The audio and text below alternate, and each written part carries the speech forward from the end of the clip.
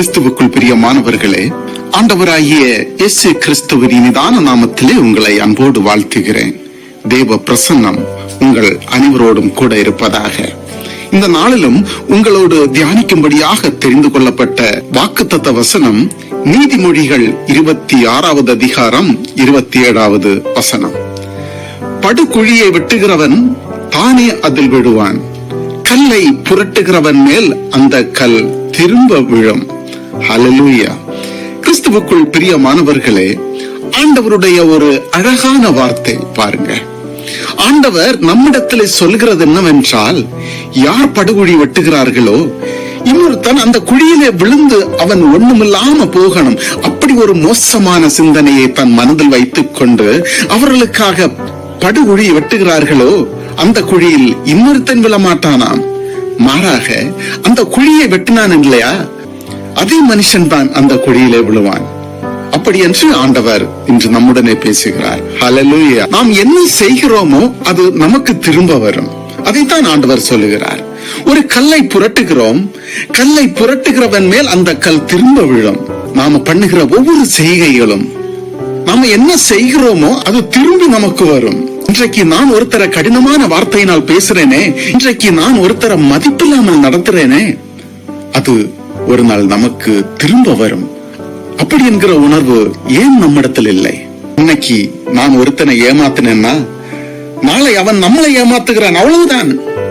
அதைத்தான் ஆண்டவர் சொல்லுகிறார். நாம பெரிய ஸ்மார்ட்டா சாமர்த்தியமா எப்படி வாங்கிட்டேன் தெரியுமா, அவங்க கிட்ட இருந்து எப்படி பேசி வாங்கிட்டேன் தெரியுமா, அப்படி என்று அதுல போய் சாமர்த்தியத்தை காட்டுறோமே. நீ படுகுழிய வெட்டுறியே, அதுல நீதானே விழ போற. நீ கல்ல புரட்டி ஒருத்தர ஒண்ணுமில்லாம ஆக்குகிறியே, அது திரும்ப உண்மையில தானே வரப்போகுது. யோசிங்க.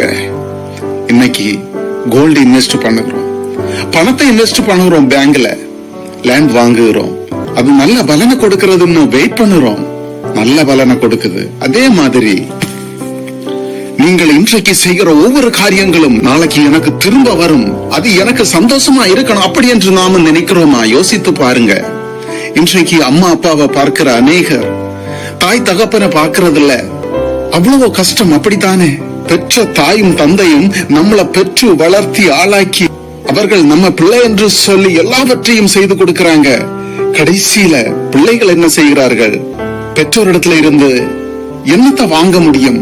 உங்களுக்கு எதுக்கு இந்த நகை, எதுக்கு உங்களுக்கு இந்த வீடு, அப்படின்னு எல்லாத்தையும் எழுதி வாங்கி கடைசியில ஒண்ணும் இல்லாம அழ வைக்கிற எத்தனையோ பிள்ளைகள் இருக்கிறாங்க.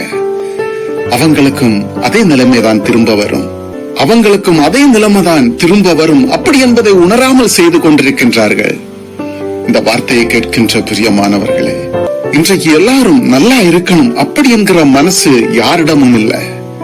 நான் மட்டும் நல்லா இருந்தா போதும், எனக்கு பின்னாடி வந்த இவன் எப்படி நல்லா இருக்கலாம், இவனுக்கு விரோதமா ஏதாவது செஞ்சு இவனை ஒண்ணுமில்லாம ஆக்கணும், அவன் குடும்பத்தை ஒண்ணுமில்லாம ஆக்கணும், அவனை வெட்கப்படுத்தணும், அப்படி என்று நினைக்கிற எத்தனையோ ஜனங்கள் இன்றைக்கு நாம் பார்க்க முடிகிறது. பிரியமானவர்களே, ஆண்டவருடைய பிள்ளைகளாகிய நாம் சர்ச்சுக்கு போறோமே, ஜெபிக்கிறோமே, ஊழியம் பண்ணுகிறோம், நம்மளுடைய காரியங்கள் எப்படி இருக்கிறது? சற்று ஆராய்ந்து பார்ப்போம். இன்றைக்கு ஆண்டவர் நமக்கு வார்னிங்கா ஒரு ஆலோசனை இந்த வார்த்தையை சொல்றாருன்னு வச்சுக்கோங்க. ஆண்டவர் உங்களை நேசிக்கிறதுனால தானே சொல்றாரு. இன்றைக்கு நீ உன் அம்மா அப்பாவுக்கு செய்யறது நாளை உனக்கு உன் பிள்ளைங்க செய்வாங்க, உன் பேர பிள்ளை செய்வாங்க. அதுக்கு ஏற்றபடி நாம் நடக்க வேண்டும். எனவே தீய சிந்தனைகளை மனதிலிருந்து விட்டுவிட்டு ஆண்டவருடைய ஆலோசனைக்கு ஏற்றபடி நாம் வாழும் பொழுது நம்முடைய வாழ்க்கை ஆசீர்வதிக்கப்படும் என்பதில் எந்தவித சந்தேகமும் இல்லை. கண்களை மூடி இருக்கிற இடத்துல நாம் ஜெபிப்போமா? அன்பு நிறைந்த பரலோக தகப்பனே, ஆண்டவரே, இதோ இந்த நாளின் காலை நேரத்திற்காக உமக்கு கோடாகோடி ஸ்தோத்திரம் ஆண்டவரே. ஸ்தோத்திரம் அப்பா. இந்த புதிய நாளை காண கிருபை செய்தீரே அப்பா, உமக்கு கோடாகோடி ஸ்தோத்திரம் ஆண்டவரே.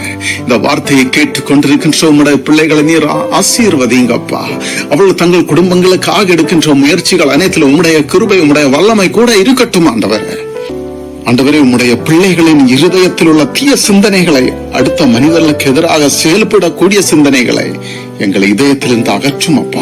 உம்முடைய அபிஷேகத்தின் வல்லமையினால எங்களை ஆசீர்வதிங்க ஆண்டவரே. உம்முடைய சித்தத்தின்படி எங்களை நடத்தும். உம்மிடத்திலே ஒப்பு கொடுத்து ஜெபிக்கிறேன் ஆண்டவரே. தாழ்த்துகிறேன். குறை குற்றம் யாவற்றையும் மன்னியும்.